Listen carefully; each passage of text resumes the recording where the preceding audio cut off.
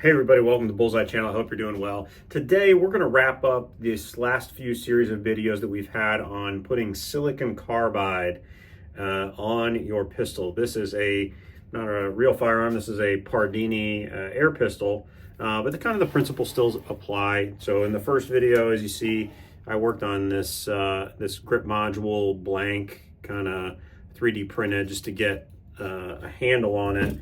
And then using the 71 Creative, I went ahead and kind of decimated my grip here on my air pistol. And I'm gonna offer some, I guess, opinions on, what would I do differently if I did it? And then, what do I think about it? But first of all, let's just go ahead and let's just look at the grip. So as you can see, this is a orthopedic grip. I have in here a bit of additional material that I added with JB Steel Stick, and there it is, kind of ends here so as not to violate ISSF rules, and then that is the grip, and kind of my thumb goes there. So I think at first glance I'm very pleased with how it looks and how it turned out. Somebody asked, does it move at all afterwards? And I mean, this just got done, so you'll hear this. I could take my finger and just kind of really kind of rub real hard, and some of it will come off, right? After you do it, some of it will come off, but once you get to that bit that is actually, in the epoxy, that's not coming off. I mean, it's very, very hard. As a matter of fact, the corners here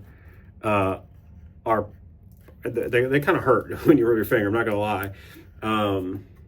So hopefully, it'll kind of smooth out over time. So let me offer some things that I would do differently. I think that's probably what most people want. So when you buy the kit, you have your choice of grit that you can choose for your silicon carbide.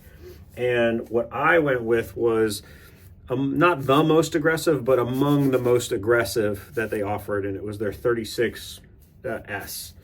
I also ordered 4670, which is a blend, and 6090, which I have not used at all yet. And on this one, I used mostly the 4670 and some of the 36. And I can tell you that this is a lot smoother, a lot less grippy.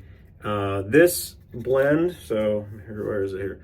This blend, and to an extent, this blend definitely simulate skateboard tape more, right?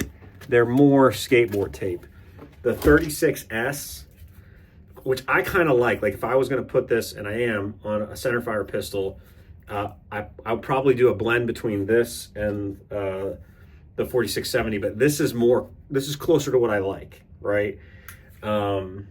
I would absolutely use this in sort of the areas I want high grip, and maybe tape it off and go back and add some of the finer grit to some of the more ancillary areas. But so this, the 36S, is like what I use on most of my pistols, which is this. And this is the Gorilla Tough Strong grip tape. I mean, it hurts. I've had this on M18s and M17s for Marine Corps matches, and it will absolutely cut my hand. I mean, I will have a pretty strong abrasion on my and it'll be bleeding, at certain points, and I'll have to kind of clean it every night.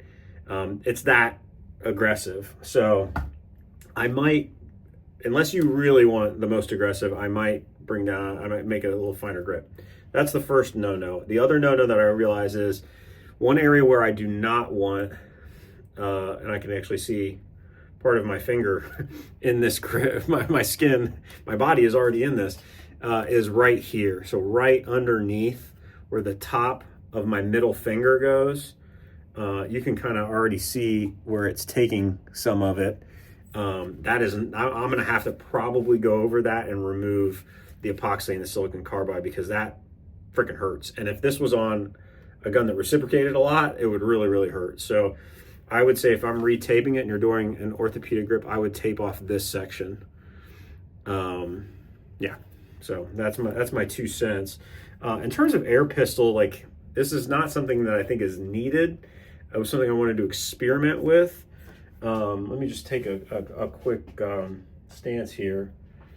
I mean, it definitely has the effect that I wanted, which was, for some reason, when my hand is glued, whether it's good grip or, you know, I've got powder on it or some sort of like talcum, when it's glued in there, for some reason, that translates to me to a better trigger pull, a more consistent trigger pull. I think what it does is it eliminates both conscious and subconscious doubt in what I'm about ready to do. It removes the thinking, like the noise that's in my head whenever I go to shoot. That's like, is this grip good? Like, I can't tell. Is this grip okay? Is this going to work? I don't know. I'm going to pull the trigger. Well, now my arm's tired because I've had it up there a long time. That just like completely goes away, because you know, like, you're basically attached to this thing for life with this kind of grip. So this was a fun adventure. The last observation I would give you is that it does, this is kind of like a dumb statement, but like it does increase the size of your grip.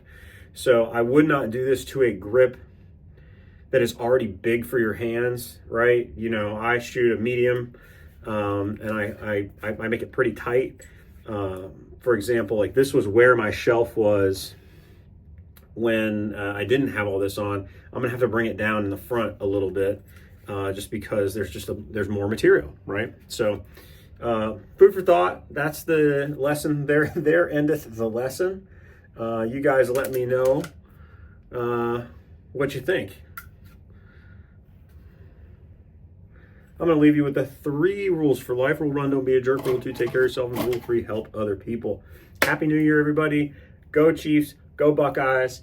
And, you know, I think I'm going to do this with a few more. Let me know if there's something you'd like to see me put it on, and maybe I'll do that. Hold her, shoot straight. Thanks.